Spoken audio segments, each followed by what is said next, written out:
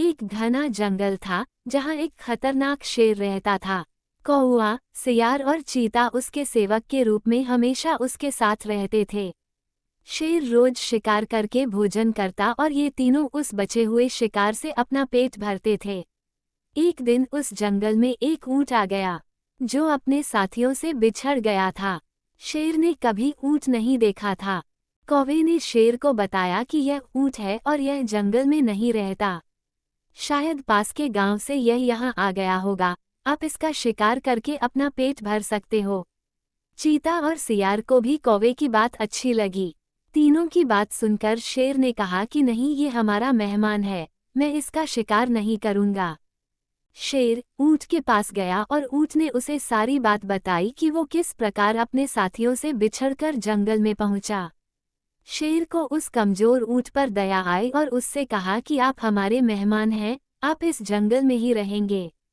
कौआ, चीता और सियार इस बात को सुनकर मन ही मन ऊंट को कोसने लगे। ऊंट ने शेर की बात मान ली और जंगल में ही रहने लगा। जल्दी ही जंगल की घास और हरी पत्तियां खाकर वो तंदुरुस्त हो गया। इस बीच एक दिन शेर की जंगली हाथी से लड़ाई हो गई और शेर बुरी तरह से घायल हो गया। वो कई दिन तक शिकार पर नहीं जा सका। शिकार न करने पर शेर और उस पर निर्भर कौआ, चीता व सियार कमजोर होने लगे। जब कई दिनों तक उन्हें कुछ भी खाने को नहीं मिला तो सियार ने शेर से कहा कि महाराज, आप बहुत कमजोर हो गए हैं और अगर आपने शिकार नहीं किया तो हालत और ज्यादा खराब हो सकती है। इस पर शेर ने कहा कि मैं इतना कमजोर हो गया हूँ कि अब कहीं भी जाकर शिकार नहीं कर सकता। अगर तुम लोग किसी जानवर को यहाँ लेकर आओ तो उसका शिकार करके मैं अपना और तुम तीनों का पेट भर सकता हूँ। इतना सुनते ही सियार ने तपाक से कहा कि महाराज, अगर आप चाहें तो हम ऊंट को यहाँ लेकर आ सकते हैं, आप उसका शिकार कर लीजिए। शेर को ये सुनकर गुस्सा आ गया और बोला कि वह हमारा मेहमान है, उसका शिकार मैं कभी नहीं करूँगा।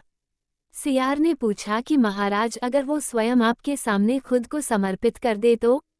शेर ने कहा, तब तो मैं उसे खा सकता हूँ। फिर सियार ने कौवे और चीते के साथ मिलकर एक योजना बनाई और ऊंट के पास जाकर बोलने लगा कि हमारे महाराज बहुत कमजोर हो गए हैं, उन्होंने कितने दिनों से कुछ नहीं खाया है। अगर महाराज हमें भी खाना चाहें तो मैं खुद को उनके सामने समर्पित कर दूंगा। सियार की बात सुनकर कौवा, चीता और ऊंट भी बोलने लगे कि मैं भी महाराज का भोजन बनने के लिए तैयार हूँ। चारों शेर के पास गए और सबसे पहले कौवे ने कहा कि महाराज, आप मुझे अपना भोजन बना लीजिए। सियार बोला कि तुम बहुत छोटे हो, तुम भोजन क्या नाश्ते के लिए भी ठीक नहीं हो। फिर चीता बोला कि महाराज, आप मुझे खा जाइए। तब सियार ने कहा कि अगर तुम मर जाओगे तो शेर का सेनापति कौन होगा।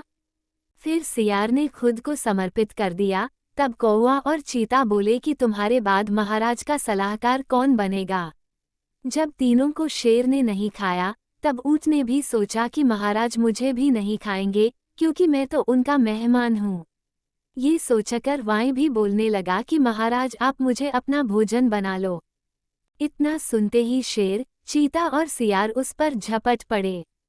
इससे पहले कि ऊंट कुछ समझ पाता, उसके प्राण शरीर से निकल चुके थे और चारों उसे अपना भोजन बना चुके थे।